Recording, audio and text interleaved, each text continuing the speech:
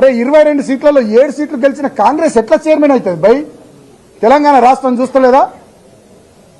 22 వార్డులలో 14 వార్డులు గెలిచిన మేమెట్లాగా చైర్మన్ వైస్ చైర్మన్? ఇవాళ రామకృష్ణాపూర్ ప్రజలు చూస్తలేరా?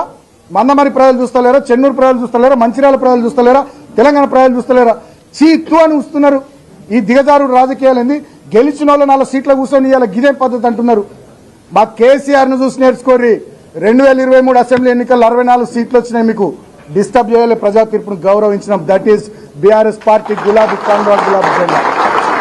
5 సీట్లు కదా మ్యాజిక్ ఫిగర్ కంటే, మీకు 4 సీట్లు 64 సీట్లు వచ్చినాయి. మొన్న మేము ప్రజా తీర్పును గౌరవించినాం. మా సార్ ఇమీడియట్ గా ప్రగతి భవన్ నుంచి వెళ్ళిపోయింది ప్రజా తీర్పును గౌరవించి. అట్లా హుందాగుండాలి రాజకీయాల్లో. నేను కూడా మొన్న ఓడిపోయిన తర్వాత చెన్నూరు అసెంబ్లీ నియోజకవర్గంలో మేము కూడా హుందాగున్నాం. ప్రజలు వాళ్ళకి అవకాశం ఇచ్చారు, కొన్ని రోజులు సమయం ఇద్దామని చెప్పి మేము కూడా హుందాగున్నాం. మీలాగా ఈ చిల్లర రాజకీయాలు చేయలే.